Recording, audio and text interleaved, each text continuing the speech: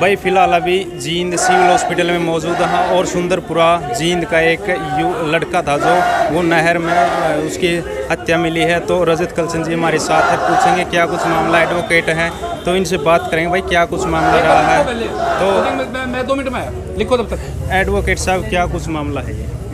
मामला ये है सर कि नरवाना का जो सुंदरपुरा गांव है, वहाँ पर एक जाट जमींदार ने एक दलित युवक की हत्या करके उसको नहर में फेंक दिया था। 13 जुलाई को उसकी डेड बॉडी बरामद हुई है और 13 जुलाई से पहले उसको नरवाना ले जाया गया, वहाँ से जींद लेके आया गया। तो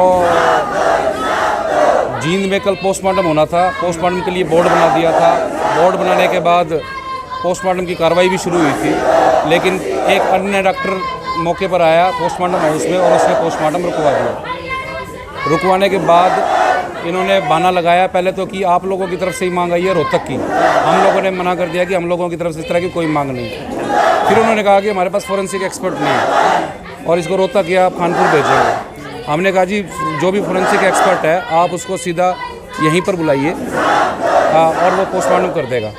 तो उन्होंने कहा इस तरह का हमारा कोई रीति रिवाज नहीं है कि हम इसको यहाँ पर बुलाएं।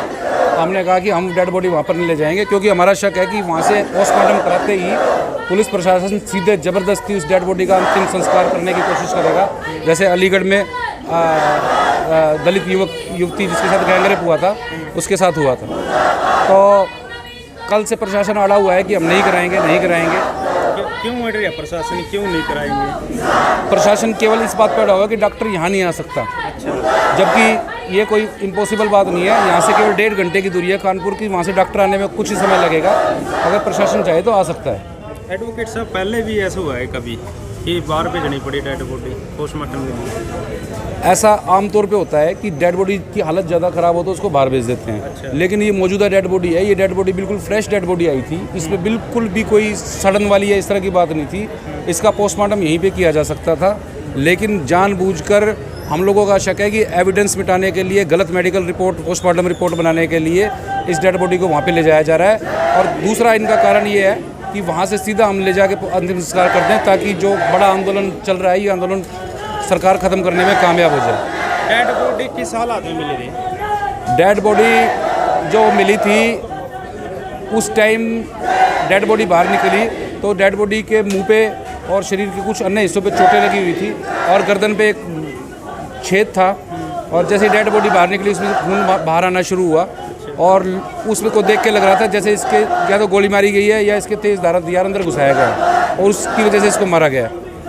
तो मामला बहुत गंभीर है, पुलिस प्रशासन इसको बहुत हल्के में ले रहा है और हम चाहते हैं कि इस मामले में पीड़ित परिवार को न्याय मिले। 4 दिन हो गए इस बात को? ये 13 तारीख को डेड बॉडी हुई थी, आज 15 तारीख होगी, 13, 14, 15 आज तीसरा दिन है। अभी तक कोई कार्रवाई हुई? अभी तक कोई कार्रवाई नहीं, कार्रवाई शून्य है अभी तक तो ना। पुलिस प्रशासन की तरफ से पुलिस प्रशासन की तरफ से केवल लिपापोती के काम हो रहे हैं, हम लोगों को गुमराह करने की बातें की जा रही हैं। ना कोई अभी तक बड़ा अधिकारी एसपी डीसी यहाँ पर मौके पर आया है, छोटे लेवल के पुलिस अधिकारी आके आप पागल बनाने का काम कर रहे हैं लोगों को।